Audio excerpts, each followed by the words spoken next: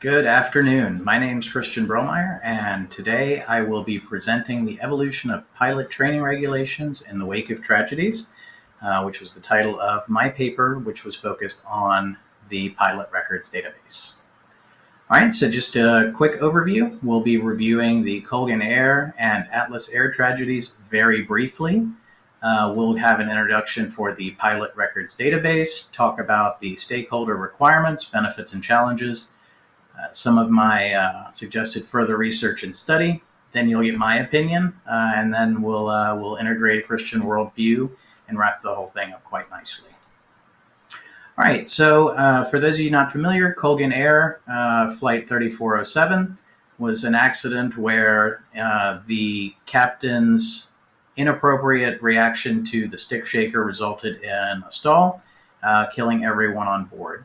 The NTSB determined the probable cause to be the captain's inappropriate response to the stick shaker, with some contributing factors like the crew's failure to monitor airspeed, and the crew's failure to maintain a sterile cockpit, and the captain's failure to effectively manage the flight.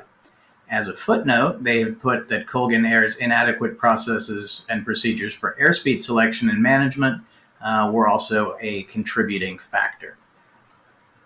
With Atlas Air 3501, interestingly enough, an Amazon flight, so I found that out during the research here. Same thing, we had the first officer, who was the pilot flying at the time, inadvertently activated the go-around button and then responded inappropriately when the aircraft did what it was supposed to do. So once again, the pilots were to blame for the probable cause. The notable exception in this case was that both the captain and the first officer had misrepresented their training failures and qualifications at the time of hiring, which was a pretty big issue. So generally, airlines ask for previous training deficiencies or non-issuances of pilot certificates as part of their routine hiring process.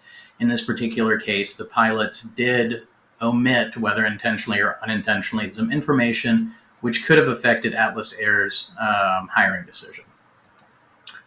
All right, so what is the PRD? The PRD is a Federal Aviation Administration rule that requires airlines to keep records of and share those records electronically with the FAA of any pilot training failures or unsatisfactory performance.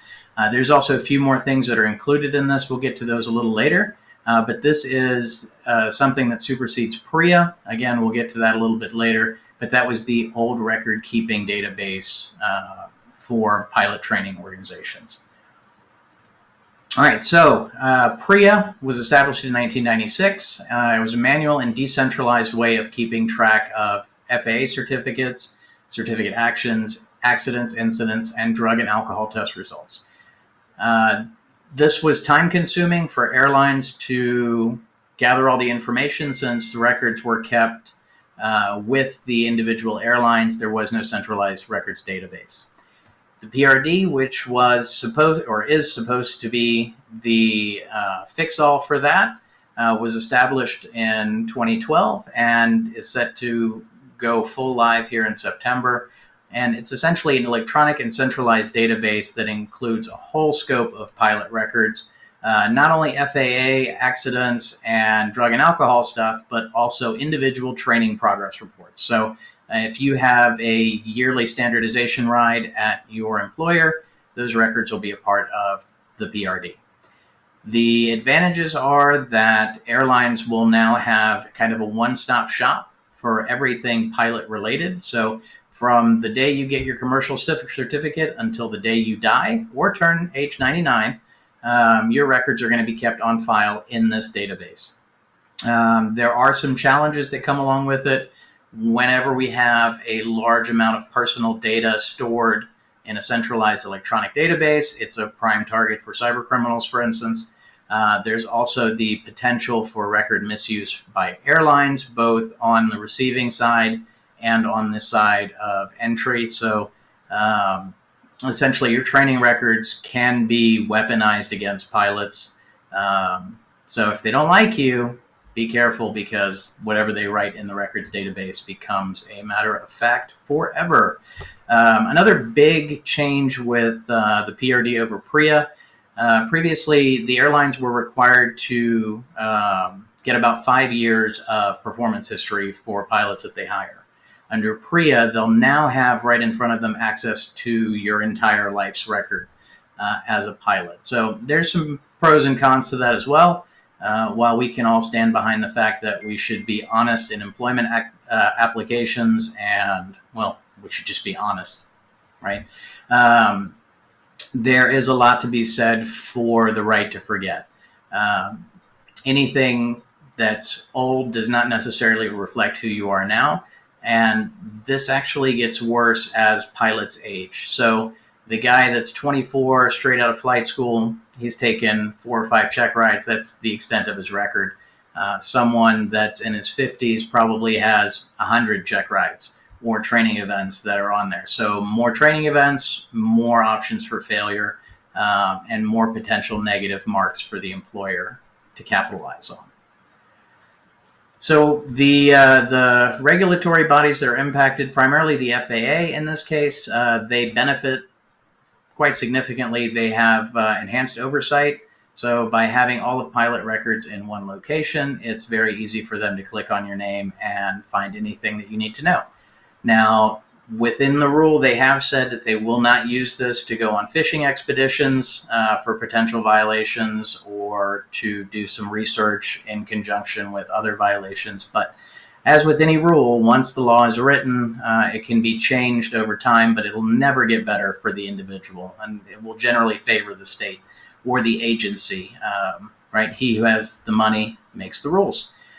This also provides a level of liability protection for these oversight bodies.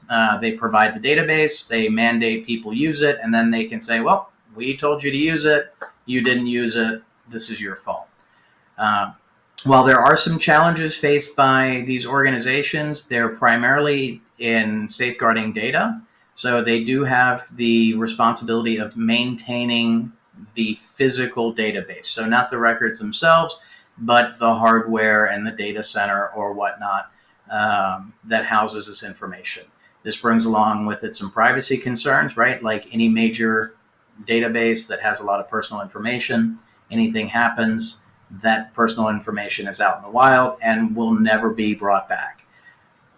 This is one of those incidents where, yes, it's a concern, but what potential consequences the FAA may face should such a breach, let me rephrase, when such a breach inevitably occurs, is yet to be discussed, actually.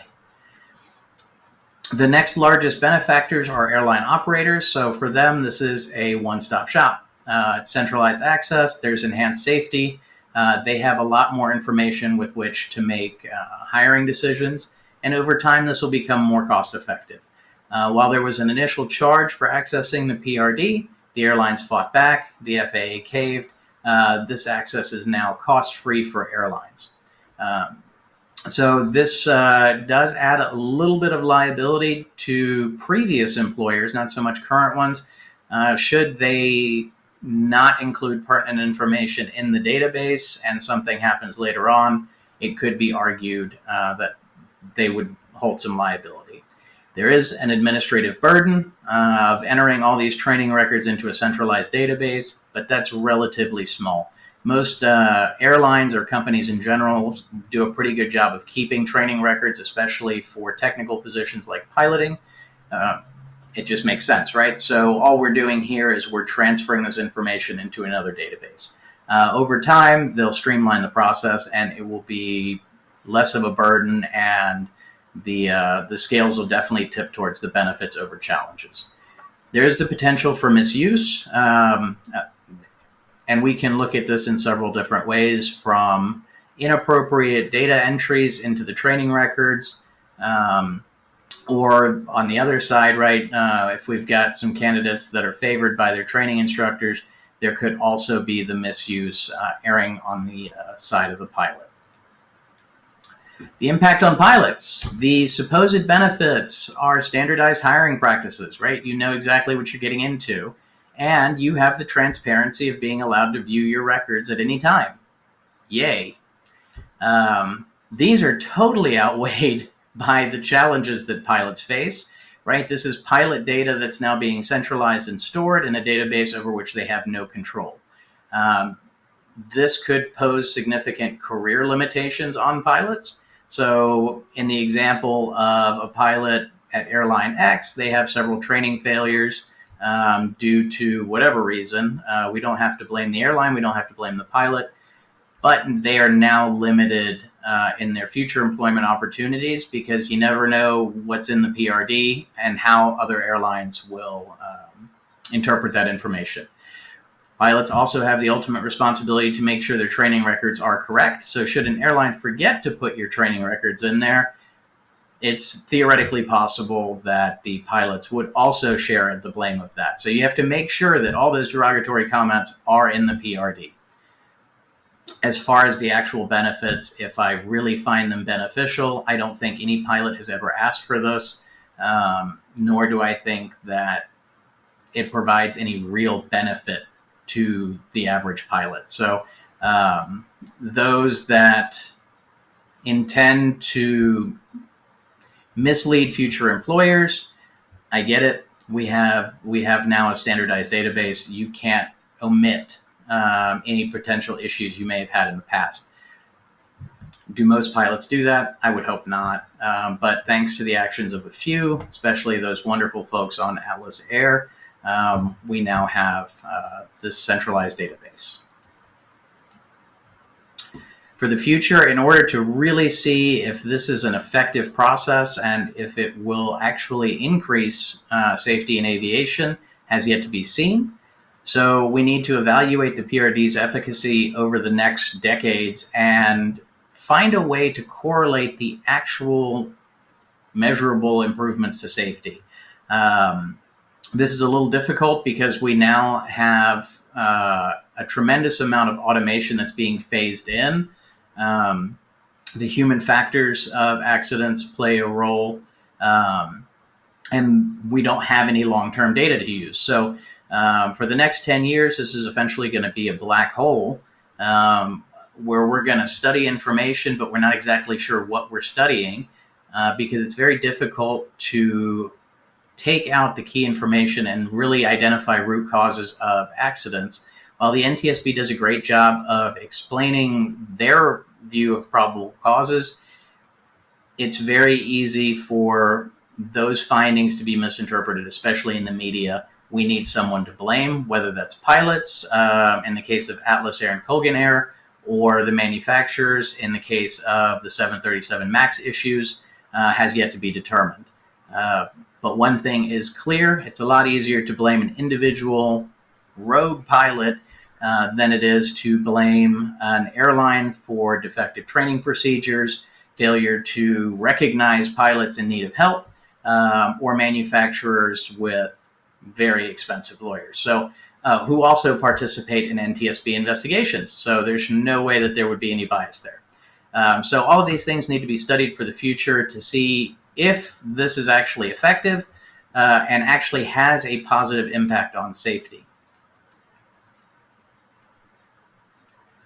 One of the big issues is increased automation on the flight deck. So there's a shift in pilot roles from pilots to information managers. This also rolls through on training. So in the past, there were a limited number of true emergencies that could happen in flight, right? You had your fires, you had your engine outs, you had your navigational radios becoming inoperative, but now you have an entire suite of highly complex electronics that's essentially flying the airplane for you, and you sit there and press buttons when the lights tell you to. So there is also the ethical consideration of, is the PIC really the PIC, or is he the main button pusher serving the aircraft itself? The human automation interactions need to be further studied as well, right? So how effective are these? Can humans really sit there for 14 hours and monitor an airplane rather than fly it? This brings us to the safety concerns, right? So as we've seen with all the recent Boeing stuff, automation does have its pitfalls. And these pitfalls can sometimes manifest themselves through apparent pilot error, but eventually are traced back to automation. So that's just something to keep an eye out for in the future. The role of human factors, like we previously discussed, human error and accidents, right? Pilots are humans, pilots make mistakes. Pilots, however, no longer contend with just their own actions. So the stick and rudder skills are becoming less important in the dawn of the autopilot age, right? Children of Magenta, raise your hand.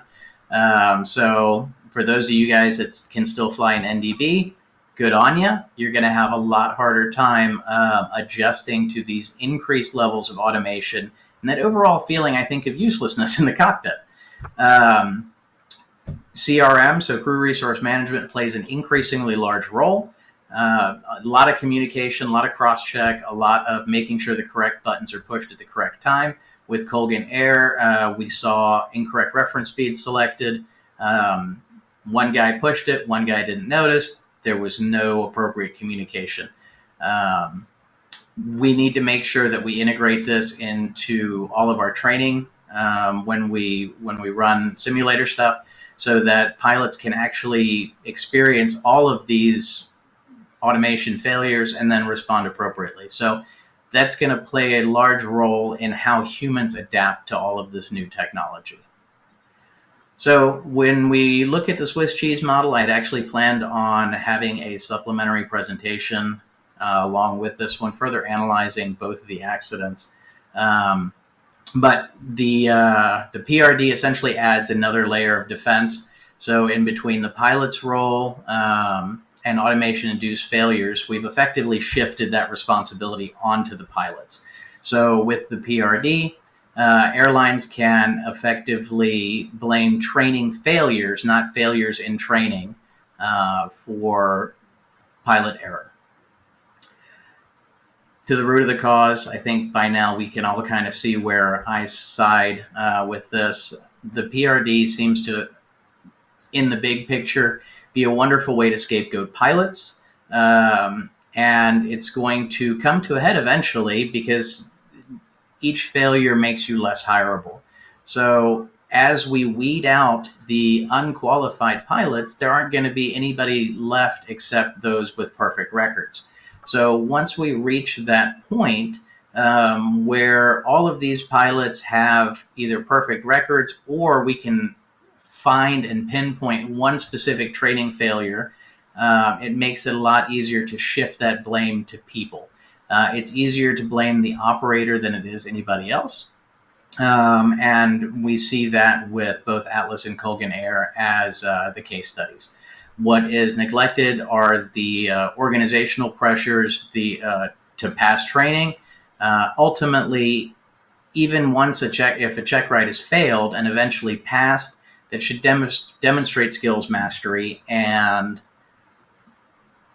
there really should be no negative connotation behind it. And they often say that the PRD is set to open a dialogue between pilots and future employers. Hopefully it does that, and they analyze, hey, why did you not first time pass for your VOR check or whatever? And then maybe the airlines can use that to implement some better training. All right, for our last slide, we'll be looking at our worldview integration. There's really one verse that sums up the PRD in its entirety. Looking at Proverbs 12:22, the Lord detests lying lips, but he delights in the people who are trustworthy. So going back to our friends at Atlas Air, had they been honest with their potential employer, maybe this accident would have given less ammunition to the FAA to integrate the PRD program, which, while I ultimately do find helpful, I don't think is keeping in spirit of the stewardship that should be given to airlines, where they take the responsibility for training good pilots rather than expecting pilots to become fully trained and be error-free for the duration of their career. So we'll see what it all brings, and we'll also see if I get around to making my follow-on presentations. If I do, I'll go ahead and post it along with this one. But thanks for listening, and I hope everyone has a great day.